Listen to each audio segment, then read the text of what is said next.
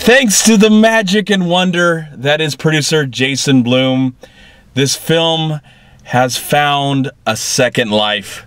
I remember I was ready to see it on September 5th, 2014, and for some reason, it just disappeared. The screening, the release was canceled, but thanks to this great producer who produces stuff really cheap and makes lots and lots of money, makes lots of horror films, has come to the rescue, and now we have the official release of Eli Roth's The Green Inferno, the controversial cannibalistic film that was supposed to come out a year ago, but now it's finally come out.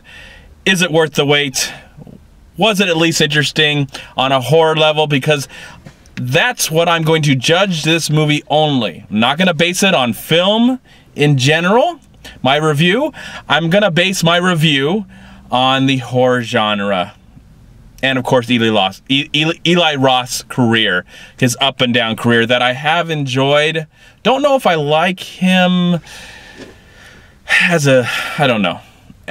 I do like Hostel 1. I do like Hostel 2. I have heard terrible things, thanks to friends, about his new film, not The Green Inferno, but his new film that's coming out eventually. I'm curious about that one because I've heard some terrible things about this one. But honestly, I have heard nothing about The Green Inferno before watching tonight. I didn't read any reviews. I didn't know if any friends have seen it.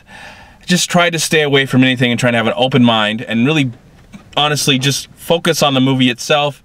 Yes, okay. So, what's it about? Really quick. A bunch of college students, activists. We get to know this young woman. She is us, or we are her, getting into this world. She has stepped into this world of activism because during school she learns about female circumcision, and she's decided, I want to join this group. And we're going to go to Peru. We're going to stop these rainforests taken down because they are destroying the natives. And in the process, they become part of the story itself.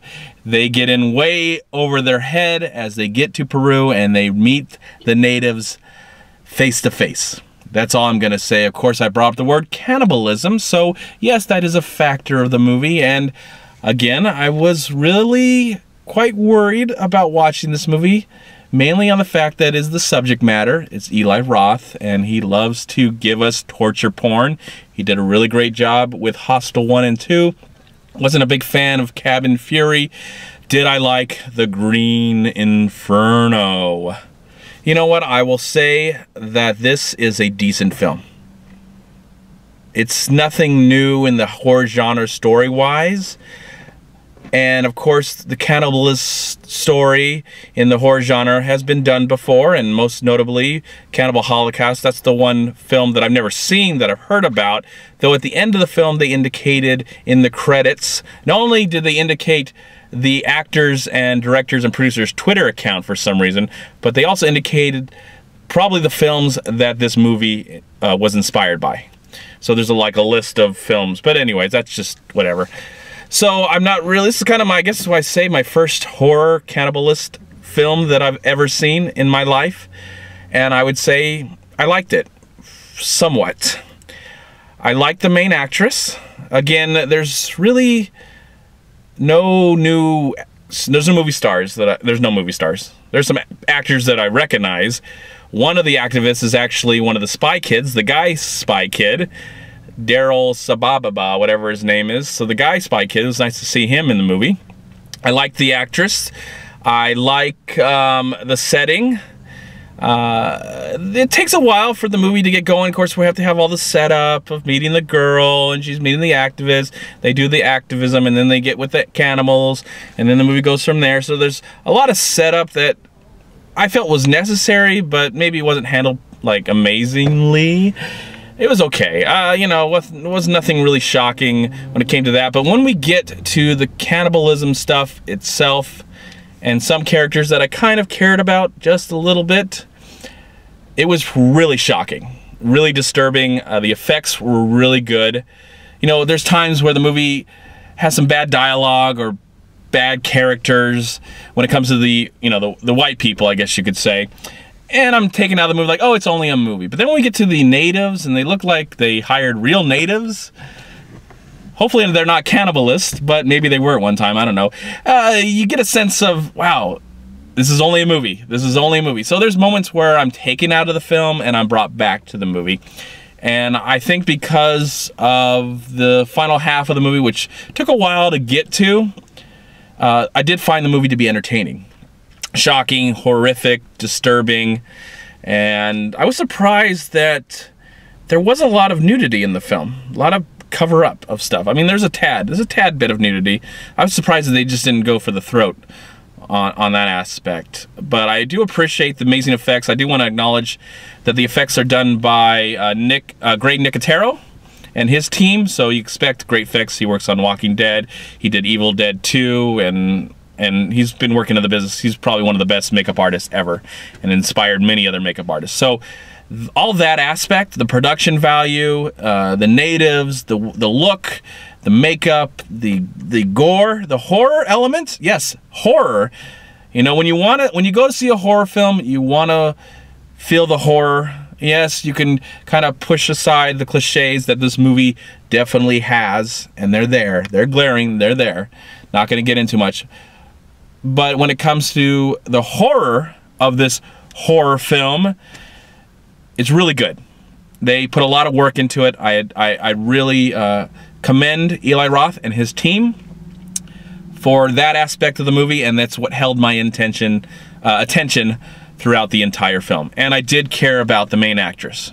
Yeah, I don't remember her name or her character's name, but I just remember her and, you know, the person we pretty much go through this movie with at the same time. So, decent horror film. I'm going to give it a slight recommendation only for horror fans. I'd be curious more what they have to say, more than the regular audience. And if you have small children, please take them I haven't seen the movie yet, but take them to go see Hotel Transylvania 2 instead of the experience that I had today. Two parents, if you can use that word on these people, actually it looked like their 5 or 6 year old to this movie. So to them, I went to the Marina Pacifica Friday night, 7:15 showing, September 25th, 2015. And luckily, and just in case, if you are watching this review and you brought your kid to this screening, shame on you. You do not deserve to be a parent. All right, everyone, I am going to give The Green Inferno, I'm going to give the film a slight 3 stars. Yeah, slight 3 stars. I was entertained. I have to put it out the way. Slight 3 stars out of 4. Comment box below. Has anybody seen this film? Did it wow you? Did it not? Were you just annoyed by it? Is it the same old stuff you've seen before? Especially if you're a horror fan. I'm curious to see what horror fans say about this film more than just the regular audience member, because I think the regular audience member is not going to even go see this movie and not like it at all. So, bye! Thank you so much for watching. Please like, comment, and share this video. And also, please check out these amazing movie websites. And if you enjoyed this review, please click here to subscribe to my channel, and also please check out all my recent reviews right here on YouTube. Have a great day, live film, find peace, happiness, and harmony in anything and everything you do, and I'll talk to you at my next movie review.